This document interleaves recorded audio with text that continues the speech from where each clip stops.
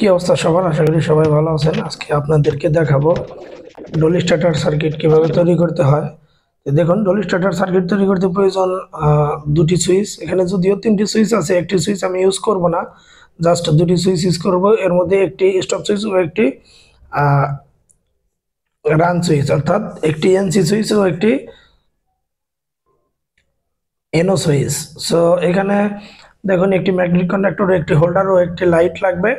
তো প্রয়োজনীয় মালামাল আমাদের আছে। এখন আমরা কানেকশনগুলো করব। তো প্রথমে আমি একটি লাইন নিয়ে নিলাম, যে লাইনটা দিচ্ছি এটা দেখুন সুইচ থেকে মাঝখানেটা হচ্ছে স্টপ সুইচ। স্টপ সুইচ থেকে লাইনটি কিন্তু আমি নিয়ে এসেছি একটি ম্যাগনেটিক কন্ডাক্টরের A1 এর টার্মিনালে, এবং আরেকটি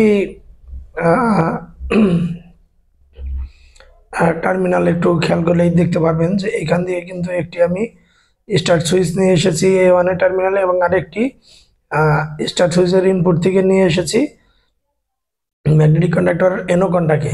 এই পাশে দেখুন A1 ও এনও কন্টাক্ট শর্ট করা আছে। তাই আমি এখন মেন পাওয়ার দিব, এখান থেকে মেন পাওয়ার দিব, যেহেতু আমার সবগুলাই 220 লাইন। সো এখান থেকে আমি একটু কমন করে মেন অক্সিলারিতে মেন কন্টাক্টে পাওয়ার দিলাম। আমরা এদিকে হোল্ডারের লাইনটাও আমি লাগিয়ে নিচ্ছি।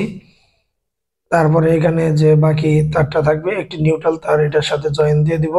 এটা হচ্ছে A1 এর কানেকশন করা হচ্ছে। এই কানেকশনটি এখানে দিয়ে দিব। দেখুন, আমি একটি লাইটের তার আর একটি হচ্ছে নিউট্রাল তার এখানে দিয়ে দিলাম, কেননা কন্ডাক্টরে একটি নিউট্রাল লাগবে, লাইটে একটি নিউট্রাল লাগবে, এই জন্য দুটি আমি একত্রে শর্ট করে কম্বাইন করে দিয়ে দিলাম। এখন আমার বাকি দেখুন আরেকটি লাইন আছে এখানে, এটা একটু খেয়াল করলেই দেখবেন।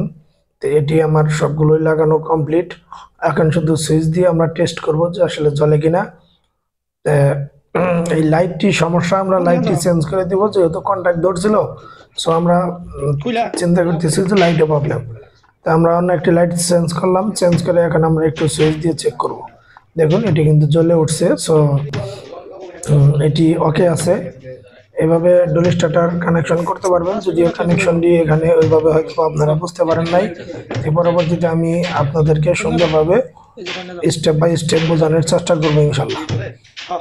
সবাই একটু খেয়াল করে বুঝবেন, আশা করি আপনারা কাজগুলো করতে পারবেন। আপনারা জানেন যে আমি ইলেকট্রিক্যাল ইলেকট্রনিক্সের কাজগুলো করে থাকি। তো এই ইলেকট্রিক্যাল ইলেকট্রনিক্সের কাজগুলো শিখতে অবশ্যই চ্যানেলটি সাবস্ক্রাইব করে রাখবেন, আর যারা সাবস্ক্রাইব করেছেন তাদেরকে অসংখ্য ধন্যবাদ। সবাই ভালো থাকবেন, সুস্থ থাকবেন। আর আরেকটি বিষয় বলতে হয় যে এই যে ইলেকট্রিক্যালের কাজগুলো খুব খেয়াল করে করবেন।